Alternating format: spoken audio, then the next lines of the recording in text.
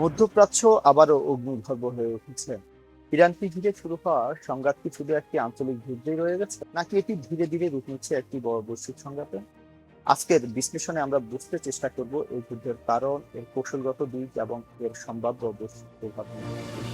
Iran ও যুক্তরাষ্ট্রের মধ্যে যে সম্পর্কটি, এটি বহুদিন ধরে জড়িত।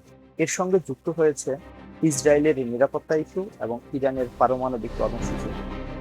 সাম্প্রতিক সময়ে উত্তেজনা চরম অবস্থায় পৌঁছেছে। এর কারণ, যখন ইরানের ভিতরের সামরিক স্থাপনাগুলোতে হামলা হয় এবং পাল্টা জবাবে ইরান আঞ্চলিক মার্কিন ঘাঁটি ও মিত্রদের লক্ষ্য করে আঘাত হানে। ফলে সংঘাত আর সীমাবদ্ধ থাকেনি কূটনীতিক টেবিলের মধ্যেই, এটি সরাসরি সামরিক সংঘর্ষে রূপ নিয়েছে।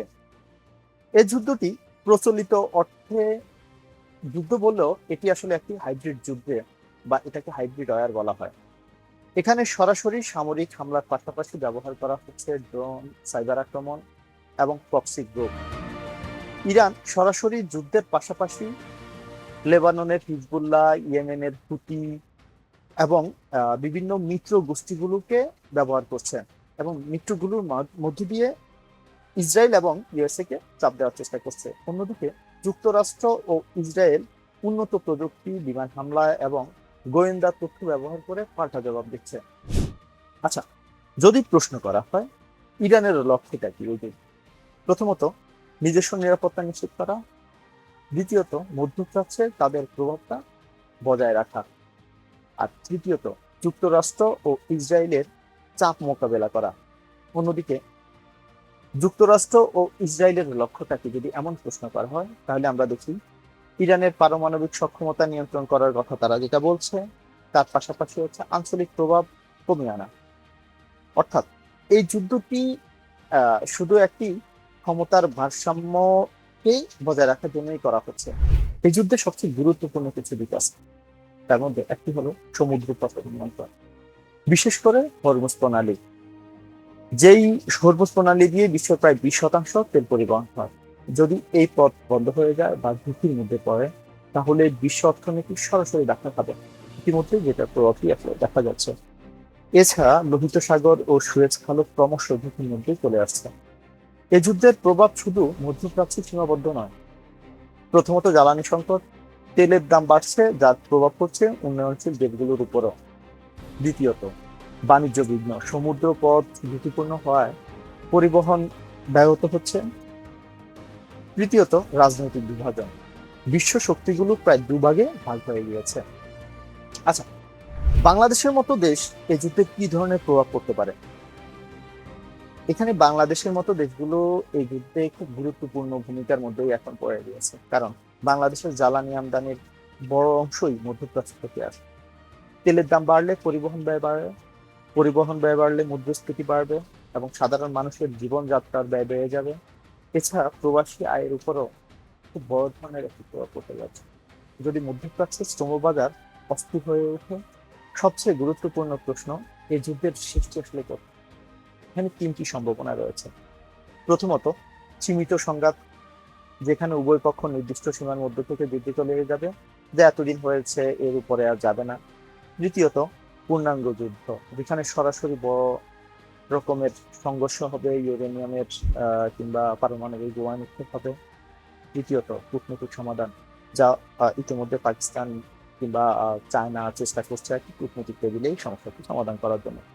সব মিলিয়ে ইরানকে ঘিরে এই সংঘাত শুধু একটি আঞ্চলিক যুদ্ধ নয়, এটি বৈশ্বিক শক্তির সংঘর্ষের প্রতিচ্ছবি আমরা দেখতে পাচ্ছি, যেখানে প্রতিটি পদক্ষেপ বিশ্ব অর্থনীতি, রাজনীতি এবং নিরাপত্তার উপর গভীর প্রভাব ফেলছে। প্রশ্ন এখন একটাই, এ আগুন কি নিয়ন্ত্রণে আসবে, নাকি এটি আরো বড় সংঘাতের রূপ নেবে? এটির জন্য আসলে আমাদেরকে অপেক্ষা করতে হবে। যেমন এই 27 দিন থেকে যে যুদ্ধটি চলমান রয়েছে, এই যুদ্ধে আহ বড় যে দেশগুলো রয়েছে, যেটি আসলে দুভাগে ভাগ হয়ে গিয়েছে, তারা বহুবার চেষ্টা করেছে তাদেরকে এই ইসরায়েল আমেরিকা ভার্সেস ইরানকে একটি টেবিলে আনার জন্য। ইরানের যে যুক্তিটি, এটি আসলে অগ্রাহ্য করার কোনো সুযোগ নেই, যেখানে তাদের সর্বোচ্চ নেতাকে যুদ্ধের প্রথম একদম শুরুতেই, তাদের ধর্মীয় সর্বোচ্চ নেতা আয়াতুল্লাহ খামেনিকে হত্যা করা হয়েছে। তাদের কথা হচ্ছে, যেখানে আমাদের সর্বোচ্চ নেতাকে যুদ্ধ হত্যা করা হয়েছে, তারপর আর আসলে এখানে কোনো আলোচনা হওয়ার কথা নেই, আলোচনা থাকার সুযোগ নেই। এদিকে আমেরিকার প্রেসিডেন্ট ডোনাল্ড ট্রাম্প, উনি আজকে হাসতে হাসতে মজা করতে করতে বলছিলেন যে তাদের নাকি ইরান তাদের সর্বোচ্চ নেতা হওয়ার জন্য তাকে প্রস্তাব দিয়েছেন। এই যুদ্ধে যেখানে মানুষ, হাজার হাজার মানুষ মারা যাচ্ছে, প্রাণ হারাচ্ছে, শিশু হত্যা হচ্ছে, যদিও আমরা ইরানের সকল সংবাদ আন্তর্জাতিক মিডিয়াগুলোতে সেভাবে দেখছি না, কিন্তু তাদের স্কুলে যখন হামলা হচ্ছে, হসপিটালে হামলা হচ্ছে, তখন সেটা আসলে কত রকম মর্মান্তিক হতে পারে সেটি আমরা ইতিমধ্যেই ধারণা করতে পারি। আমরা যদি ইসরায়েল কর্তৃক যখন আহ ফিলিস্তিনে হামলা করা হয়েছে, সেখানে হসপিটালগুলোতে যে হামলাটা হয়েছে, আমি সেখানে কিছু নিউজ দেখেছি, কিন্তু এবার যদি আমরা খুব নিরপেক্ষভাবে বলি ইরানের ভিতরে কি হচ্ছে, ইতিমধ্যে তারা বলছে যে প্রায় 90,000-এর বেশি স্থাপনায় তারা হামলা করেছে। 90,000-এর বেশি স্থাপনায় যখন হামলা হয়, সেটি আসলে কি ধরনের ম্যাসাকার পরিস্থিতি তৈরি করতে পারে। এরপরে আসলে আলোচনাটি কোন জায়গায় গিয়ে থামবে।